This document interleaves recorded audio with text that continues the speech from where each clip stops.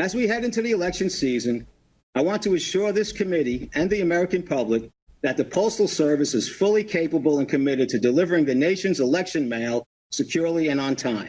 This sacred duty is my number one priority between now and Election Day. Does anyone really doubt this man at this point?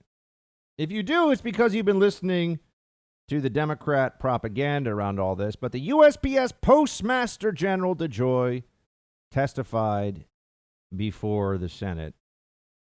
And this, I'm sure, will not do anything to quiet the most wild-eyed conspiracy theorists about this, who really believe that this was some nefarious plot to steal the election. Keep in mind that if you get rid of the post office boxes and you do all these things they claim is at the heart of the conspiracy, you'd be hurting everybody who votes, right? So, yes, I know there's a belief that universal mail-in ballots would benefit Democrats, but we don't even really know. We don't really know. But there is a more central belief for Democrats that if more people only voted, they would win. Like they never actually lose. It's never that their ideas are bad and don't make sense and that they're a bunch of crybabies. That's never what the actual end result is. It's always something else.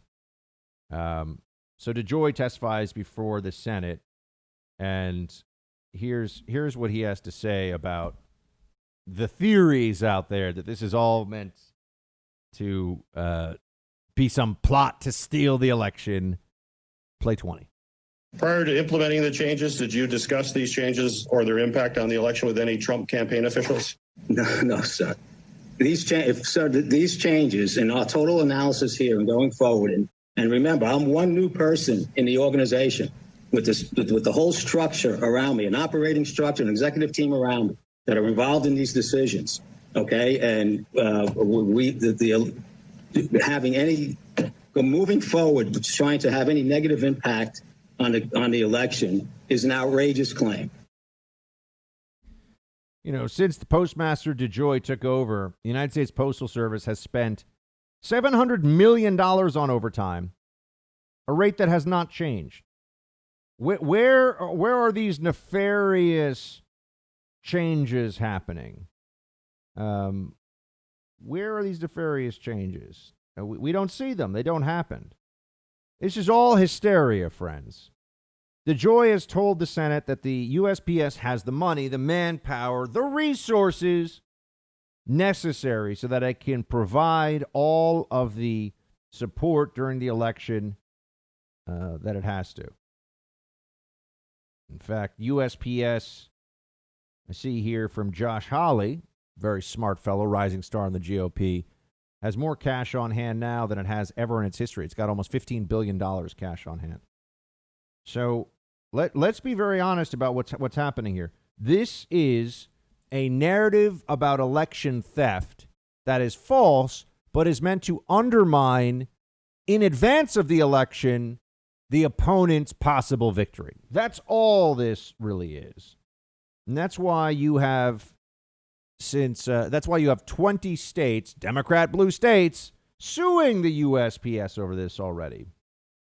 Postal Service has faced $78 billion that it has lost since 2007. And DeJoy's changes to it are meant to preserve the post office. But see, this is whether it's about General Motors or anything else, Democrats don't understand. A failing business model has to be fixed. And the way to fix a failing business model is not to continue to spend more than you make. There would have to be changes here.